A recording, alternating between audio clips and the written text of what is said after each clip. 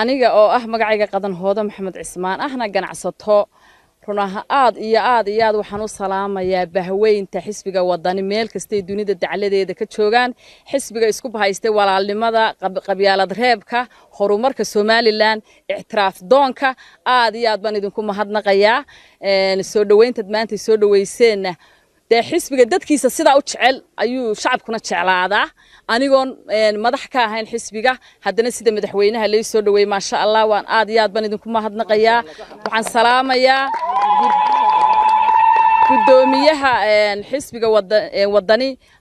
ahna gudoomiyaha baarlamaanka ahna madaxweynaha mustaqbalka ee qaaliga ah insha Allah guusha dhow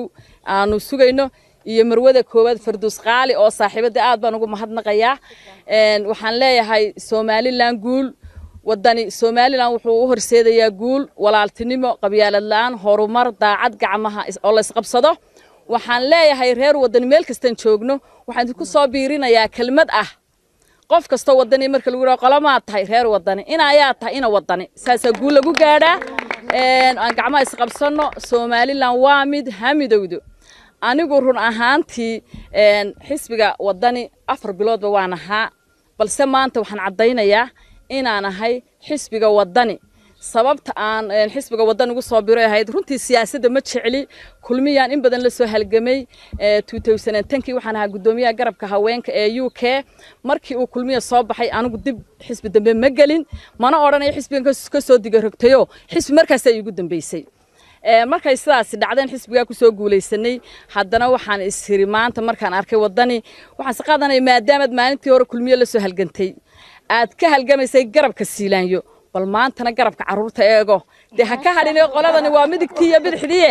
waajibkaaga kala gudo marka maanta waxaan cadeynayaa xisbiga wadani ee internationalka ee caalamka oo dhan ka dhaxeeya Soomaaliland waxaan kale oo halkan aan ka sheegayaa oo aanan cambaaray mahadnaqayaa madaxweynaha Siilaanyan aan dooranay aan u soo halganay anigu bilad geesiga mudan yahay waa geesi wadanka horumar gaarsiiyay in la xagxagta maaha in Siilaanyo wax laga sheego ma aha waa madaxweynihii wax qabadka Soomaaliland ee intaasoo wada iyo intaasoo maxaan dhahdayay wasaarada iyo intaasoo dhan sameeyay wadadii Soomaaliland kala xidhnayd ee ceerigaabo waa ninkii ku dhawaaqay ee furay inkastoo modeelaha Soomaaliland Xirsi Xaaji Xasan uu wadada ku tabcay uu isagu lacagta soo guray haddana kii dhagax dhigay waa Siilaanyo qof walba wax qabadkiisa in la sheegaa fiican oo la isu qiro xisbiyaduna waa walaalo in la isxagxagto ma fiicna wadani iyo kulmiya waa walaalo waa la isticaadeynaya waa la kaftamaya kubad baa la wada ciyaaraya marba qolun baa la guuleysan doonta laakiin meediyaha yaanaynu isu galin waa ceeb meediya in la isu galo waa ceeb meelun baan wada soconaa dalku ma wax la rabnaa maxaan dhahday waxaan doonayaa oo anigoo meediya maanta ka faa'iideysan halkayna ka cambaareeyo nimanka waaweyn ee reer Soomaaliland ee intay meediyaha soo fadhiistaan oranaya halkan hebel baale magaaladan hebel baale dalkan anaga leh kana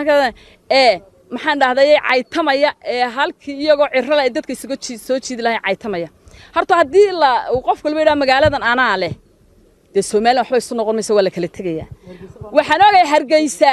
halka bacadlayaashu yihiin iyo dooxa Hargeysa reerkii xoolaheedu ku xareysnaanay geeliyaarigood ku xareysnaa ma sheegtan Hargeysa waa ciida gale waa goobta reer Sheekh Saxaaq